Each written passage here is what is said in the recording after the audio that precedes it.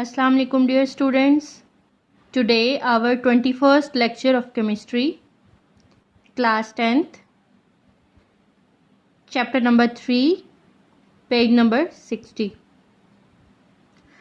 Our chapter name is organic chemistry and our topic name is sources of organic compounds.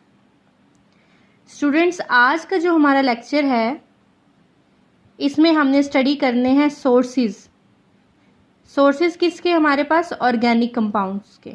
ठीक है, जैसे कि हम पहले जो लेक्चर्स ले चुके हैं, जितने भी हम चैप्टर नंबर 3 में ऑर्गेनिक कंपाउंड्स डिस्कस कर चुके हैं, वन बाय वन हमने सबसे पहले उसका ओरिजिन देखा, फिर हमने इस चीज़ को स्टडी किया कि ऑर्गेनिक कंपाउंड्स बेसिकली होते क्या हैं.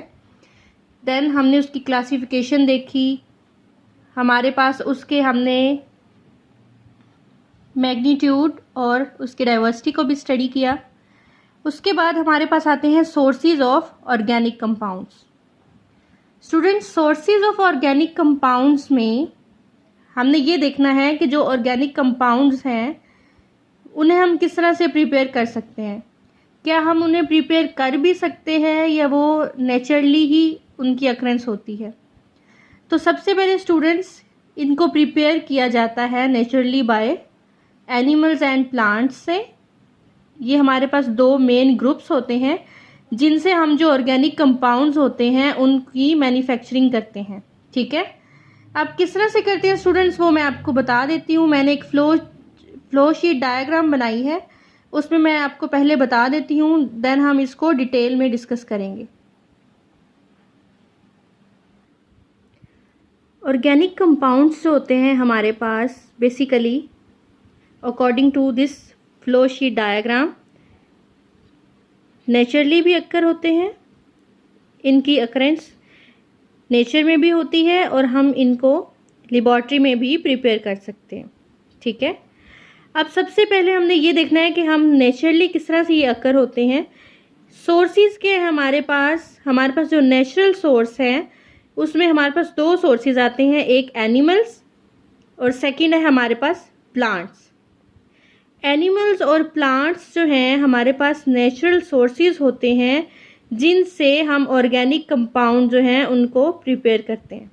ठीक है, अब क्वेश्चन ये है कि एनिमल्स से किस तरह से प्रिपेयर किया जाता है और प्लांट्स से किस तरह किया जाता है. तो स्टूडेंट्स, जो सोर्सेज होते हैं एनिमल्स में वो होते हैं प्रोटीन्स एंड फैट्स. प्लांट्स में कौन कौन से होते हैं, प्रोटीन्स भी होती हैं, फैट्स भी होते हैं, विटामिन्स भी होते हैं और कार्बोहाइड्रेट्स भी प्रेजेंट होते हैं. ठीक है, ये अब हमारे पास कौन से रिसोर्सेज थे जो कि नेचर में प्रेजेंट होते हैं, नेचुरली अक्कर होते हैं. इनकी हेल्प से हम ऑर्गेनिक कंपाउंड जो हैं उनको प्रिपेयर करते हैं. ठीक है स्टूडेंट्स, उसके बाद हमारे पास डेड प्लांट्स होते हैं उनको बर्न किया जाता है अंडर अर्थ क्रस्ट, तो वो कन्वर्ट हो जाते हैं. कन्वर्ट किस तरह से होते हैं, वो बायोकेमिकल प्रोसेसेस से कन्वर्ट हो जाते हैं into coal, petroleum and gas. ये तीन चीज़ें जो हैं ये हमारे पास कब ऑब्टेन होंगी, जब हम डेड प्लांट्स को बर्न करेंगे. ठीक है, in the process of biochemical ये कन्वर्ट हो जाएंगे कोल में, पेट्रोलियम में और गैस में. स्टूडेंट्स, अब ये जो मटेरियल्स होते हैं ये मेन सोर्सेज होती हैं ऑर्गेनिक कंपाउंड्स की. ठीक है, we can get thousands of organic compounds by the destructive distillation of coal and fractional distillation of petroleum. Students, अब ये जो हमारे पास दो टर्मिनोलॉजीज यूज़ हो रही हैं, एक डिस्ट्रक्टिव डिस्टिलेशन एंड एक फ्रैक्शनल डिस्टिलेशन, ये हमारे पास प्रोसेसेस होते हैं. इनको हम फर्दर डिटेल में नेक्स्ट हमारे पास चैप्टर्स आएंगे उसमें डिस्कस करेंगे. यहाँ पे आपने इन टर्म्स को अच्छे से याद करना है. ठीक है, अब मैं आपको एक जो आपकी बुक में गिवन है एक चार्ट वो मैं आपको दिखा देती हूँ, उसमें मज़ीद आपको ये कॉन्सेप्ट जो है वो क्लियर हो जाएगा. स्टूडेंट्स, यहाँ पे हमारे पास जो सोर्सेज हैं वो हैं ऑर्गेनिक कंपाउंड्स के. ठीक है, ऑर्गेनिक कंपाउंड्स के अंदर हमारे पास कौन कौन से सोर्सेज हैं? एक है हमारे पास एनिमल्स, सेकंड है हमारे पास प्लांट्स। एनिमल्स में क्या क्या है हमारे पास? प्रोटीन्स, फैट्स और ऑयल्स। प्रोटीन्स अब कौन कौन सी होंगी? जिसमें हमारे पास एग्स हैं, मटन है, चिकन है, बीफ है और फिश है। ये हमारे पास सारी चीज़ें आ रही हैं प्रोटीन के अंदर। फैट्स में हमारे पास क्या है? Milk, butter and cheese. इसी तरह अगर हम प्लांट्स की बात करें तो प्लांट्स को फर्दर कैटेगराइज किया हुआ है। जो प्लांट्स लाइव होते हैं, ठीक है, लिविंग ऑर्गेनिजम्स में आते हैं और डेड प्लांट्स में आते हैं, ठीक है। अब जो ये है हमारे पास, मैं आपको पहले भी बता चुकी हूँ, इसमें हमारे पास आते हैं लिविंग जो ऑर्गेनिजम्स होते हैं, लिविंग प्लांट्स होते हैं, उसमें हमारे पास क्या आते हैं? कार्बोहाइड्रेट्स, प्रोटीन्स, विटामिन्स और ऑयल्स या हम इसको फैट्स भी बोल सकते हैं, ठीक है। अब सबसे पहले जो कार्बोहाइड्रेट्स है उसमें हमारे पास क्या आ रहा है? व्हीट, मेज, पोटैटो, बार्ले, राइस। प्रोटीन्स में हमारे पास है पल्सेस एंड बीन्स। विटामिन्स में हमारे पास है एप्पल, ऑरेंज, बनाना। और ऑयल में हमारे पास क्या है? सोयाबीन ऑयल है, ऑलिव ऑयल है, पीनट ऑयल है, सनफ्लावर ऑयल।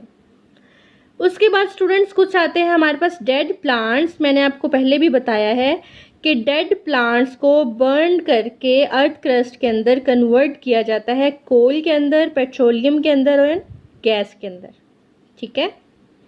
अब सबसे पहले हम पढ़ेंगे कोल, ठीक है। वन बाय वन हम जो सारे हैं ये डिस्कस करेंगे। सबसे पहले हम पढ़ेंगे कोल। स्टूडेंट्स जो कोल है ये हमारे पास एक ब्लैकिश मटेरियल होता है, ठीक है। कॉम्प्लेक्स मिक्सचर होता है हमारे पास, complex mixture of carbon, oxygen and hydrogen, ठीक है। इसके अंदर नाइट्रोजन और सल्फर भी प्रेजेंट होता है, लेकिन इनकी स्मॉल अमाउंट प्रेजेंट होती है।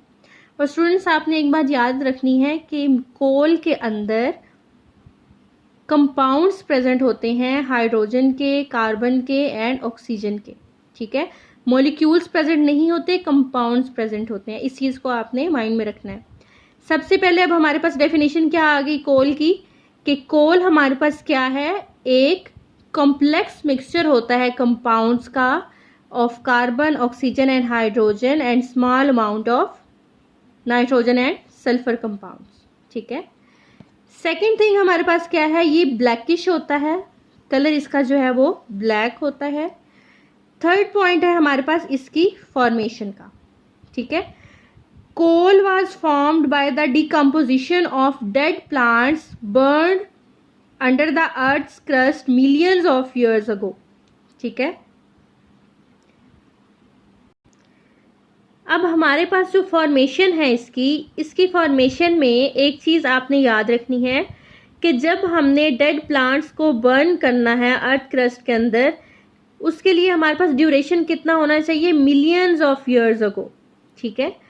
कन्वर्जन ऑफ वुड जो होती है, हमारे पास जो प्लांट्स होते हैं वो वुड ही होगी ना, चाहे वो डेड प्लांट्स हैं तो वो हमारे पास वुड की फॉर्म में प्रेजेंट होंगे। तो वो जो वुड है वो जब कन्वर्ट होती है कोल के अंदर तो उसको हम बोलते हैं कार्बोनाइजेशन, ठीक है। ये बहुत स्लो प्रोसेस होता है और ये हमारे पास बायोकेमिकल प्रोसेस है। इसके अंदर क्या होता है? एब्सेंस होती है। इसके अंदर आपने देखनी है 3 कंडीशंस होती हैं, ठीक है। मैं आपको वन बाय वन बता देती हूँ।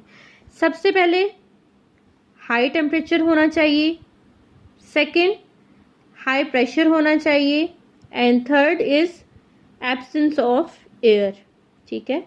एयर की एब्सेंस होनी चाहिए। किस तरह से अब होगा? Would contain about 40% carbon. Students यहाँ पे आपने जब फॉर्मेशन होनी है तो इसमें आपने एक तो ये तीनों पॉइंट्स याद रखने हैं। फोर्थ पे आपने ये याद रखना है कि यहाँ पे जो रोल होता है वो बैक्टीरिया का रोल होता है और 500 मिलियन ईयर्स जो हैं वो रिक्वायर्ड होते हैं for the formation of coal के, ठीक है। उसके बाद हमारे पास डेफिनेशन है conversion of wood into coal is called carbonisation, ठीक है। ये आपसे MCQs में भी पूछा जा सकता है, आपसे इसकी डेफिनेशन भी पूछी जा सकती है कि कार्बोनाइजेशन जो है वो क्या है। तो आपने बताना है कि वो हमारे पास एक ऐसा प्रोसेस होता है जिसमें कन्वर्जन होती है वुड की इनटू कोल। अब स्टूडेंट्स हम पढ़ेंगे types of coal. Types of coal में हमने ये देखना है कि जो वुड है उसमें 40% होता है कार्बन, ठीक है। और वुड जो होती है, जो डेड प्लांट्स होते हैं, उनको कन्वर्ट किया जाता है कोल के अंदर, ठीक है। ये बात हम पहले पढ़ चुके हैं, आपको दोबारा रिवाइज कर रही हूँ। वुड के अंदर 40% कार्बन प्रेजेंट होती है, इसको कन्वर्ट किया जाता है in the process of carbonisation into coal, ठीक है। अब हमने देखना है टाइप्स ऑफ कोल्स। तो हमने ये देखना है कि जो कोल है उसकी कितनी टाइप्स हैं, उसकी 4 टाइप्स हैं। अब हमने ये बात भी ऑब्जर्व करनी है कि जो कोल है बेसिकली है तो वो एक ही चीज़, ठीक है, लेकिन इसकी टाइप्स कैसे हो सकती हैं। तो इसकी जो टाइप्स हैं 4 टाइप्स, वो डिपेंड करती हैं different on the basis of, ये इसके 3 पॉइंट्स हैं स्टूडेंट्स। इन 3 पॉइंट्स पे बेस करती हैं टाइप्स ऑफ कोल। सबसे पहले है हमारे पास कार्बन कंटेंट। क्या मतलब होगा इसका कि कार्बन की अमाउंट जो है वो 4 टाइप्स के अंदर डिफरेंट होगी। सेकंड है हमारे पास वोलेटाइल मैटर। थर्ड है हमारे पास मॉइस्चर। ये तीनों जो हैं ये 4 टाइप्स के अंदर डिफरेंट होंगी, इस वजह से हमने इसको कैटेगराइज किया है। टाइप्स हैं हमारे पास 4: पिट,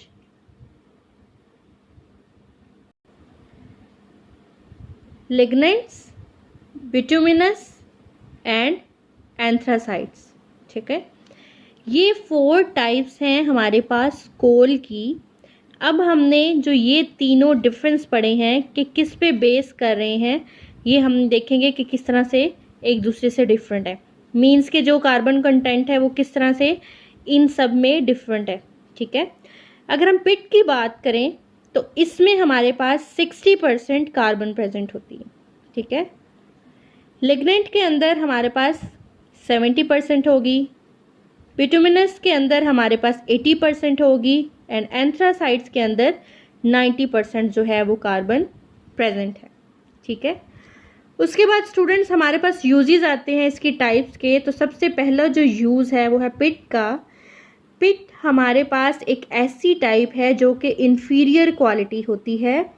इन्फीरियर क्वालिटी होने के साथ साथ हमने इसका यूज़ देखना है। तो ये कहाँ पे यूज़ होती है, ये भट्टों में यूज़ होती है, भट्टे, ठीक है। ये हमारे पास भट्टों में यूज़ होती है। अब भट्टे कौन से होते हैं, आपने अक्सर देखा होगा गांव वगैरह में, जहाँ पे ईंटें जो होती हैं वो बन रही होती हैं, ठीक है, उनकी फॉर्मेशन हो रही होती है, उनको हीट प्रोवाइड की जा रही होती है, ठीक है। वहाँ पे ये जो हमारे पास कोल की फॉर्म है वो प्रेजेंट होती है, इसको बर्न किया जाता है।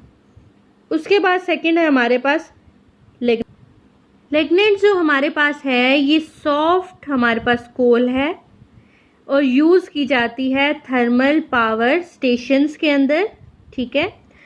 थर्मल पावर स्टेशंस के अंदर जहाँ पे बिजली जो है वो पैदा की जाती है, वहाँ पे ये वाली टाइप जो है ये यूज़ होती है और ये हमारे पास सॉफ्ट कोल है, ठीक है।